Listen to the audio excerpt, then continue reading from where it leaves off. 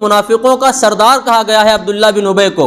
تو عبداللہ بن ابی جب بیمار پڑا تو ان کے بیٹے آئے، ان کے بیٹے صحابی ہیں، آ کر کہنے لگے یا رسول اللہ اپنا جھوٹا پانی مجھے دے دے، میں اپنے باپ کو پلاتا ہوں، شاید میرا باپ ایمان سے مشرف ہو جائے، اسلام لے آئے اور شفا پا جائے۔ تو اللہ کے نبی صلی اللہ علیہ وسلم نے اپنا جھوٹا پانی دے دیا۔ جبکہ عبداللہ بن ابی کون ہے میں ابھی آپ کو آگے بتاتا ہوں۔ یہ منافقوں کا سردار ہے اور ہر وقت نبی کریم صلی اللہ علیہ وسلم کو تکلیفیں پہنچاتا رہا۔ ہر آن یہ پلاننگ کرتا تھا کہ کس طریقے سے نبی کریم صلی اللہ علیہ وسلم کو اور آپ کے ماننے والوں کو، اسلام کو ختم کر دے۔ ہر وقت یہ پلاننگ تھی اس کی، اور کوئی بھی اس کی تدبیر اللہ کے نبی صلی اللہ علیہ وسلم سے چھپی ہوئی نہیں تھی۔ آپ ایک ایک تدبیر اور اس کے ایک ایک مکر اور فریب کو جانتے تھے۔ لیکن وہ صحابی آتے ہیں، کہتے ہیں یا رسول اللہ میں اپنے والد کو آپ کا جھوٹا پانی پلانا چاہتا ہوں، شاید مرتے وقت ہی وہ ایمان لے آئے اور اللہ تعالیٰ اس کو جنت عطا کر دے۔ تو آپ علیہ الصلوۃ والسلام یہ نہیں کہتے ہیں کہ میں اس کم وقت کے لیے پانی دوں گا جس نے اتنی زیادہ تکلیفیں مجھے پہنچائی ہیں اور ہر وقت یہ مسلمانوں کو پریشان کرتا رہا۔ آپ علیہ الصلوۃ والسلام ایسے وقت میں بھی اپنا جھوٹا پانی دے دیتے ہیں کہ شاید اللہ تعالیٰ اس کو ایمان کی توفیق دے دے۔ نبی کا جھوٹا پانی پیے گا تو اللہ تبارک و تعالیٰ اس کے دل میں نرمی لے آئے۔ وہ صحابی پہنچتے ہیں عبداللہ بن ابی کے پاس، وہ کہتے ہیں کہ ابا جان یہ پانی اللہ کے نبی صلی اللہ علیہ وسلم کا جھوٹا لایا ہوں، آپ پی لیں، ہو سکتا ہے کہ آپ کے دل کی جو الجھنیں ہیں اور آپ کے دل میں جو بندش لگی ہوئی ہے وہ کھل جائے۔ تو وہ کیا کہتا ہے عبداللہ بن ابی کہ کوئی پیشاب لیا وہ تو پی لوں گا لیکن یہ پانی نہیں پیوں گا۔ پھر اس نے اللہ کے نبی صلی اللہ علیہ وسلم کی شان میں گستاخی کی، اس کے بعد انتقال کر گیا، کفر کی حالت میں ہی، نفاق کی حالت میں مر گیا، دنیا سے چلا گیا۔ ان کے بیٹے پھر آئے، کہنے لگے یا رسول اللہ اپنا کرتا مجھے دے دیں، میں اپنے والد کو آپ کے کرتے میں کفن دینا چاہتا ہوں، شاید اللہ کو رحم آ جائے۔ منافقوں کو سب سے زیادہ سخت عذاب آخرت میں دیا جائے گا۔ قرآن کریم میں اللہ تعالیٰ خود ارشاد فرماتا ہے ان المنافقین فی الدرک الاسفل من النار، کہ منافقین جہنم کے سب سے نچلے گڑھے میں ڈالے جائیں گے۔ ایسے شخص کے لیے کفن کے لیے کرتا مانگنے آتے ہیں صحابی، کہتے ہیں یا رسول اللہ مجھے کرتا دے دیں، شاید اللہ تعالیٰ کچھ رحم فرما دے میرے باپ پر۔ تو اللہ کے نبی صلی اللہ علیہ وسلم کرتا اتار کر دے دیتے ہیں کہ شاید اللہ اس پہ کچھ رحم فرما دے اور اللہ تبارک و تعالیٰ اس پر عذاب میں کچھ کمی فرما دے، آپ کرتا اتار کے دے دیتے ہیں۔ وہ صحابی جاتے ہیں کرتے میں کفن دے دیتے ہیں، پھر آتے ہیں کہتے ہیں یا اے اللہ کے نبی صلی اللہ علیہ وسلم کیا میرے والد کا جنازہ پڑھا دیں گے؟ یہ کون ہے؟ منافقوں کا سردار۔ اب میں بتاتا ہوں کہ اس نے کیا کیا تکلیفیں پہنچائی تھی، آپ علیہ الصلوۃ والسلام کو کیسی کیسی پریشانیوں میں اس نے ڈالا ہے۔ یہ وہی عبداللہ بن ابی منافق ہے جس نے اماں عائشہ صدیقہ رضی اللہ تعالیٰ عنہا پر تہمت لگائی تھی، اور کوئی ایسی ویسی تہمت نہیں، اس نے اماں عائشہ صدیقہ رضی اللہ تعالیٰ عنہا پر زنا کی تہمت لگائی تھی، اور آپ علیہ الصلوۃ والسلام کو کتنی الجھنوں اور پریشانیوں میں ڈالا تھا۔ آپ علیہ الصلوۃ والسلام وہ واقعہ بھولے نہیں تھے۔ نبی کریم صلی اللہ علیہ وسلم کو اچھی طرح یاد تھا کہ یہ وہی کم بخت ہے جس نے میری پاک باز بیوی کے دامن کو داغدار کرنا چاہا تھا اور مجھے رسوا کرنا چاہا تھا ساری انسانیت کے سامنے۔ یہ وہی عبداللہ بن ابی ہے۔ آج اس کے بیٹے سامنے کھڑے ہوئے ہیں، کہتے ہیں یا نبی اللہ آپ میرے والد کا جنازہ پڑھا دیں۔ آپ پڑھا دیں گے؟ آپ اٹھ کے کھڑے ہو جاتے ہیں اور جنازہ پڑھانے کے لیے چل پڑتے ہیں۔ عمر بن خطاب رضی اللہ تعالیٰ عنہ سے برداشت نہیں ہوتا، سامنے آ کے کھڑے ہو جاتے ہیں، کہتے ہیں اللہ کے نبی صلی اللہ علیہ وسلم آپ اس کم بخت کا جنازہ پڑھائیں گے؟ آپ جانتے ہیں یہ کون ہے؟ آپ نے فرمایا کہ میں جانتا ہوں یہ کون ہے، اور میرے اللہ نے مجھ سے کہا ہے کہ میرے نبی اگر تم اس کے لیے مغفرت کی دعا کرو گے تب بھی میں اسے معاف نہیں کروں گا، اور اگر تم اس کے لیے 70 مرتبہ بھی مغفرت کی دعا کرو گے میں معاف نہیں کروں گا۔ آپ علیہ الصلوۃ والسلام کہتے ہیں کہ میں پڑھاتا ہوں شاید اللہ معاف کر دے، اور میرے اللہ نے مجھ سے یہ بھی کہا ہے کہ اگر تم 70 مرتبہ بھی اس کے لیے دعائے مغفرت کرو گے تب بھی معاف نہیں کروں گا۔ اگر میرا اللہ مجھ سے یوں کہتا کہ اگر تم اس کے لیے 70 دفعہ دعائے مغفرت کرو گے تو میں اسے معاف کر دوں گا، تو میں اس بدبخت کا 70 دفعہ جنازہ پڑھا دیتا۔ یہ آپ علیہ الصلوۃ والسلام نے پیغام دیا ہے امت کو۔ نبی کریم صلی اللہ علیہ وسلم نے اس کا جنازہ پڑھایا پھر، اور اس کو مسلمانوں کے قبرستان میں دفن کیا۔ یہ نہیں کہا کہ اس نے میری پاک باز بیوی پر جو پوری امت کی ماں ہے اس پر تہمت لگائی تھی، اسے اٹھا کے قبرستان سے پھینک دیا جائے مسلمانوں کو، یہ نہیں کہا۔ اور آپ دیکھ لو آج امت کے اندر آج ہم مسلمانوں میں دیکھیں تو آج ہم مسلک کے نام پر اس قدر جھگڑ چکے ہیں کہ دوسرے مسلک والے ایک مسلک کا جنازہ اٹھا کے قبرستان سے باہر پھینک دیتے ہیں، کہتے ہیں ہم اسے اپنے قبرستان میں دفن نہیں ہونے دیں گے کیونکہ یہ فلاں مسلک کا ہے اور یہ فلاں مسلک کا ہے، یہ سنی ہے، یہ دیوبندی ہے، یہ اہل حدیث ہے، ہم اس کو اپنے قبرستان میں نہیں آنے دیں گے، ہم اس کے پیچھے نماز جنازہ نہیں پڑھیں گے کیونکہ یہ فلاں امام ہے، فلاں مسلک کا ہے، اور ہم ان کے یہاں رشتہ نہیں کریں گے کیونکہ یہ فلاں مسلک کے ہیں۔ آج یہ باتیں ہو چکی نہیں ہو چکی ہیں، اس کے پیچھے نماز نہیں ہوگی، یہ کافر ہو چکا ہے کیونکہ ان کا مسلک الگ ہے، ہمارا مسلک الگ ہے۔ ہم آج اس دہانے پر پہنچ چکے ہیں جس کی وجہ سے آج امت سے اللہ کی مدد اٹھ چکی ہے، اور اللہ کی مدد اس وقت تک نہیں آئے گی جب تک آپ صحیح اسلام پر نہیں آ جائیں گے۔ نبی کریم صلی اللہ علیہ وسلم نے اس کا جنازہ پڑھایا عبداللہ بن ابی کا، جب قبر میں اتارنے لگے تو آپ علیہ الصلوۃ والسلام نے کہا رکو، آپ نے رکوایا اور اس کے کفن کی گرہ کھلوائی اور اپنے لعاب دہن، اپنا لعاب مبارک نکال کے اس کے منہ کے اندر رکھا کہ شاید اللہ تعالیٰ اس کی مغفرت کر دے۔ یہ منظر دیکھ کر 70 منافقوں نے کلمہ پڑھا۔ اسلام تو اسی سے پھیلا ہے، اور ہم چاہتے ہیں کہ اسلام ہماری گالیوں سے پھیل جائے، ہم دوسرے مسلک کو گالیاں دیں، کیا وہ سدھر جائیں گے؟ وہ اور زیادہ بھڑکیں گے، پھر وہ اور زیادہ ادھر اینٹ کا جواب پتھر سے دیں گے۔ آج ہم چاہتے ہیں کہ دوسرے مسلک والوں کو بدتمیزی سے ان کے ساتھ پیش آئیں، ان کے سلام کا جواب بھی ہم نہ دیں، کیا وہ سنور سکتے ہیں؟ بلکہ اور زیادہ ان کے دل میں نفرت پیدا ہو جائے گی کہ یہ بندہ تو سلام کا جواب بھی دینا گوارا نہیں کر رہا، یہ بندہ تو ہم سے مصافحہ بھی نہیں کرنا چاہتا، گلے بھی نہیں لگنا چاہتا، تو ہم اس سے بات کیوں کریں؟ وہ ہرگز بات کرنے کے لیے تیار نہیں ہوگا۔ میرے عزیز ساتھیوں، اس نفرت کو اپنے دل سے مٹا دیں۔ اس نفرت کو جب تک ہم اپنے دل سے ختم نہیں کریں گے، آپ کبھی بھی کامیاب نہیں ہو سکتے اور اسلام کو بھی کامیاب نہیں کر سکتے۔ قرآن کریم کی آیت ہے، جیسا کہ میں نے خطبے کے درمیان پڑھی تھی، وَاعْتَصِمُوا بِحَبْلِ اللَّهِ جَمِيعًا، کہ اللہ کی رسی کو مضبوطی کے ساتھ ایک جٹ ہو کر تھام لو، وَلَا تَفَرَّقُوا، اور فرقوں میں مت بٹو۔ آپ سے اگر کوئی پوچھے کہ آپ کون ہیں، میں مسلمان ہوں، میں مسلمان ہوں۔ آج ہر ایک نے کیا کیا ہوا ہے کہ بھائی میں سنی ہوں، میں حنفی ہوں، میں حیاتی ہوں، مماتی ہوں، میں دیوبندی ہوں، میں بریلوی ہوں، میں شیعہ ہوں، میں اہل حدیث ہوں۔ ہر ایک نے اپنا اپنا نام رکھا ہوا ہے، اور وہ فخر سے کہتا ہے کہ میں فخر سے کہتا ہوں کہ میں دیوبندی ہوں، میں فخر سے کہتا ہوں کہ میں سنی ہوں، میں اہل حدیث ہوں۔ میرے بھائیوں، فخر تو آپ کو اس بات پر ہونا چاہیے تھا کہ میں نبی کریم صلی اللہ علیہ وسلم کا کلمہ پڑھنے والا ہوں، میں ایک مسلمان ہوں۔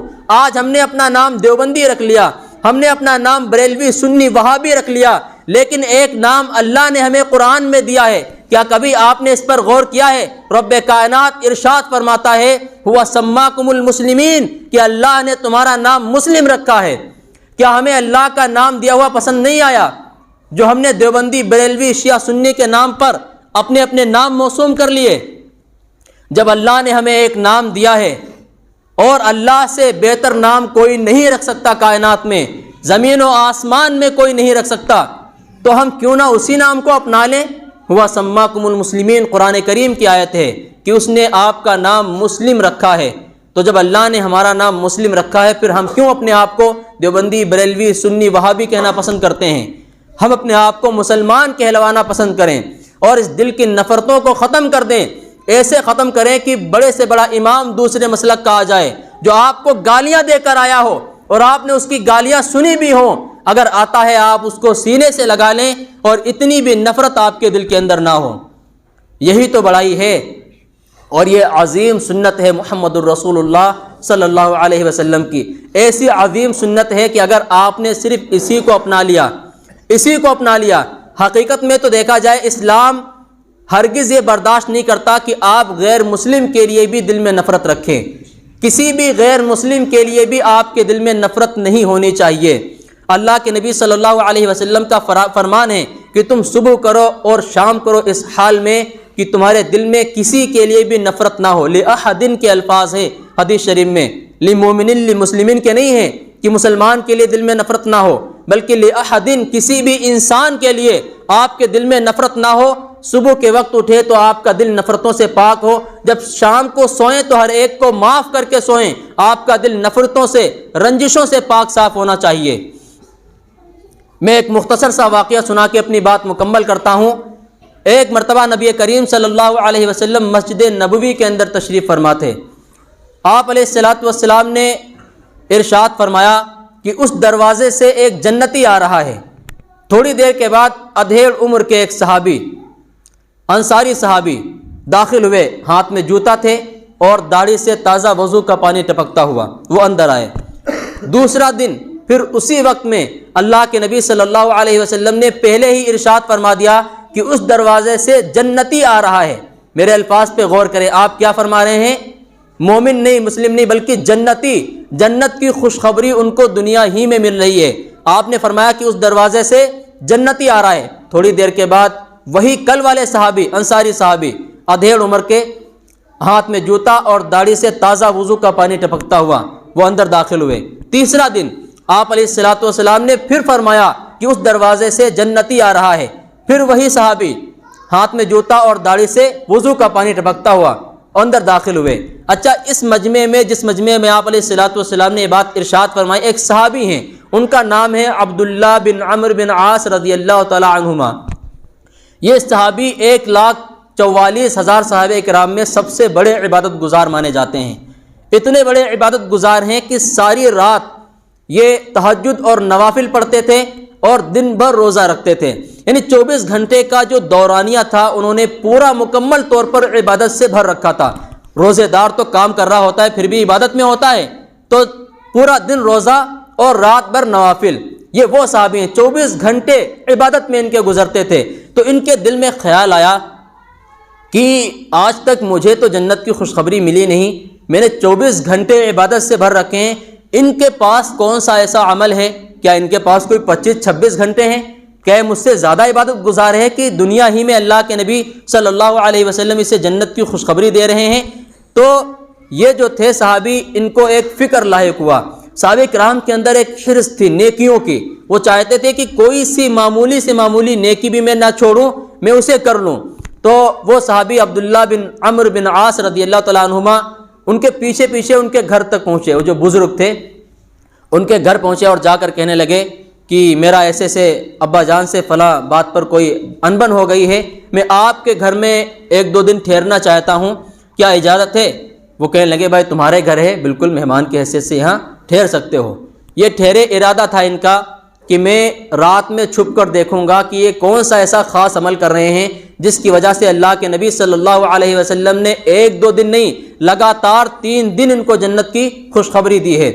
رات جب سوئے، لیٹ گئے تو یہ ایک کمبل کی اور سے دیکھتے رہے، ہلکا سا اس میں سوراخ کر کے دیکھتے رہے کہ میں دیکھوں یہ کیا کرتے ہیں۔ وہ صحابی جو ہیں، ایک عام سے صحابی، کوئی بہت بڑے صحابہ کرام میں ان کا نام بھی نہیں آتا اور ان کا نام بھی حدیث شریف میں ذکر نہیں ہے، ایک صحابی ہیں بس اتنا آتا ہے۔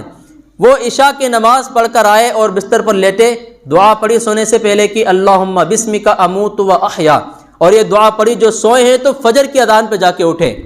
یہ صحابی حیران رہ گئے، عبداللہ بن عمرو بن عاص رضی اللہ تعالیٰ عنہما کہنے لگے کہ ان کے بارے میں 3 دن لگاتار جنت کی خوشخبری، رات میں اٹھ کے 2 نفل بھی نہیں پڑے تہجد کے۔ یہ صحابی حیران ہو گئے، سوچا کہ ہو سکتا ہے اس بار کوئی تکلیف ہو یا کوئی عذر ہو، کل پھر دیکھتا ہوں کہ یہ کیا عمل کرتے ہیں۔ دوسرا دن عشاء کے بعد یہ سوئے اور دیکھتے رہے کہ دیکھو کیا عمل کرتے ہیں۔ وہ صحابی پھر عشاء کی نماز پڑھ کر آئے اور عشاء کی نماز پڑھ کے بستر پہ لیٹے اور دعا پڑھی اللہم بسمک اموت و احیا، اور جو سوئے ہیں تو جا کے فجر کی نماز اذان پہ اٹھے۔ ایک دن اور انہوں نے انتظار کیا، انہوں نے پھر سوچا کہ ہو سکتا ہے کوئی عذر ہو، کوئی پریشانی ہو۔ تیسرے دن پھر انہوں نے انتظار کیا کہ اب دیکھتا ہوں کہ یہ کیا عمل کرتے ہیں۔ وہ تیسرے دن پھر آئے، عشاء کی نماز پڑھ کے اور سونے سے پہلے کی دعا پڑھی، اور جو سوئے تو فجر کی اذان پہ ہی جا کے اٹھے۔ اب ان سے رہا نہیں گیا، یہ پہنچ گئے ان بزرگ کے پاس، کہنے لگے کہ چچا جان، میرا والد صاحب سے کوئی جھگڑا نہیں ہوا ہے، لیکن میں نے دیکھا کہ آپ علیہ الصلاۃ والسلام نے تمہارے بارے میں 3 دن لگاتار جنت کی خوشخبری دی اور فرمایا کہ فلاں دروازے سے جنتی آ رہا ہے، آپ داخل ہوئے۔ دوسرے دن پھر آپ نے یہی فرمایا کہ اس دروازے سے جنتی آ رہا ہے، پھر آپ آئے۔ تیسرے دن پھر آپ ہی داخل ہوئے۔ تو میں یہ جاننے کے لیے آیا تھا کہ آپ کا کون سا ایسا خاص عمل ہے جس کی بنا پر آپ کو جنت کی خوشخبری دنیا میں ہی مل گئی۔ تو وہ صحابی کہنے لگے کہ بیٹے جو تم نے دیکھا ہے بس وہی ہے، میرا 24 گھنٹے کا دورانیہ تم نے دیکھ لیا کہ میں کیا کرتا ہوں کیا نہیں کرتا ہوں، ہر چیز تمہارے سامنے ہے، اس کے علاوہ کوئی خاص عمل نہیں ہے۔ تو وہ صحابی کہنے لگے کہ ذرا غور تو کریں، ہو سکتا ہے کوئی ایسا عمل ہو جس کی وجہ سے 3 دن لگاتار آپ کو جنت کی خوشخبریاں ملی۔ وہ کہنے لگے بیٹا ظاہر میں تو ہماری کچھ ایسے سمجھ میں نہیں آ رہا۔ پھر اس کے بعد وہ صحابی مایوس ہو کر چل دیے، سوچا کہ ان کے پاس تو ایسا کوئی خاص عمل نظر نہیں آیا، لیکن اللہ کے نبی صلی اللہ علیہ وسلم نے ان کو جنتی کہا ہے تو یقیناً کوئی نہ کوئی عمل ہے، مجھ میں ہی کوئی کوتاہی ہے کہ میں وہ پرکھ نہیں سکا، جان نہ سکا۔ جب تھوڑی دور چل پڑے، دروازے تک ہی پہنچے تھے کہ وہ بڑے میاں نے آواز لگائی کہ بیٹا ادھر آؤ۔ وہ پھر واپس آئے، کہنے لگے کہ ایک بات میں تمہیں بتاتا ہوں، ویسا تو کوئی خاص عمل نہیں ہے، ظاہر میں تو کوئی خاص عمل نہیں، لیکن اندر کی بات تمہیں بتاتا ہوں، یعنی باطن کی، میرے دل کی بات ہے۔ تو یہ بہت غور سے سننے لگے۔ انہوں نے کہا کہ میں جب شام کو سوتا ہوں تو ہر ایک کو معاف کر کے سوتا ہوں، کسی کے لیے بھی جس نے بھی میرا دل دکھایا ہے، مجھے پریشان کیا ہے، میری تنخواہ نہیں دے رہا، سیلری نہیں دے رہا، اٹکی ہوئی ہے کہیں بھی کچھ بھی، عام طور پر جو انبن ہوتی ہے نا وہ فرم والوں سے ہوتی ہے لوگوں کی، میں اس کو معاف نہیں کروں گا، 3 4 مہینے تنخواہ لیٹ دیتا ہے۔ یہاں مراد آباد میں یہ بہت زیادہ ہے، تو عام طور پہ انسان اس کے لیے نفرت دل میں رکھتا ہے، اس بندے کو معاف نہیں کرنا۔ تو وہ کہنے لگے کہ جس نے بھی میرا دل دکھایا ہے، جس نے مجھے مارا ہے یا کسی بھی طرح سے مجھے پریشان کیا ہے، میں ان سب کو معاف کرنے کے بعد ہی بستر پہ سوتا ہوں، اور جب صبح اٹھتا ہوں تو یہی کہتا ہوں کہ اللہ جس نے بھی میرا دل دکھایا ہے، پریشان کیا ہے، تکلیف دی ہے، میں ان سب کو معاف کرتا ہوں۔ تو شام کو بھی یہی عمل کرتا ہوں اور صبح بھی میں یہی عمل کرتا ہوں۔ وہ صحابی اچھل پڑے، کہنے لگے ہاذا ہوا، یہی تو وہ عمل ہے جس کی وجہ سے آپ کو دنیا میں ہی جنت کی خوشخبری مل گئی۔ لیکن یہ عمل کوئی آسان عمل نہیں ہے، کسی کو معاف کرنا یہ آسان عمل نہیں ہے۔ آپ نے ایک مشہور مقولہ سنا ہوگا کہ طاقتور وہ نہیں ہے جو پٹخی دے دے یا بدلہ لے لے، طاقتور وہ ہے جو غصے کو پی جائے اور معاف کر دے۔ معاف کر دینا بڑے دل گردے کا کام ہے، بڑے جگر کا کام ہے، بدلہ لے لینا کوئی بہادری کا کام نہیں ہے۔ آپ اپنے سگے بھائی جو آپ کو تکلیفیں پہنچا رہے ہیں، جو آپ کے خاندان والے رشتہ دار جن سے آپ کو پریشانیاں ہو رہی ہیں، تکلیفیں ہو رہی ہیں، آپ اگر ان سے بدلہ لے لیتے ہیں، آپ کوئی بہادر نہیں ہیں، بلکہ آپ سیلفش ہیں، خود غرض ہیں، اپنی مطلب کے لیے جیتے ہیں۔ آپ قرآن و حدیث کے لیے، اللہ اور اس کے رسول کے لیے نہیں جی رہے۔ اگر آپ معاف کر دیتے ہیں تو آپ سے بہادر دنیا میں کوئی نہیں ہے، اور دنیا ہی میں انشاءاللہ جنت کی خوشخبری آپ کو مل جائے گی۔ تو یہ عمل بہت ہی بڑا ہے۔ تو جب کسی کے لیے بھی نفرت دل میں رکھنے کی اجازت نہیں ہے تو ہم مسلمانوں کے لیے آپس میں فرقے بازیاں کیوں کر رہے ہیں، اور کیوں کسی کی نفرت دل میں رکھے ہوئے ہیں؟ ہر ایک کے سلام کا آپ جواب دیں، ہر ایک سے مصافحہ کریں، چاہے آپ کے مسلک کا ہو چاہے نہ ہو، اور ہر ایک کے پیچھے آپ نماز بھی پڑھ سکتے ہیں اگر یہ تحقیق ہو کہ یہ شرک اور کفر نہیں کرتا، شرک اور کفر سے پاک ہے، تو آپ اس کے پیچھے نماز بھی پڑھ لیں، کوئی حرج کی بات نہیں، آپ کی نماز ہو جائے گی۔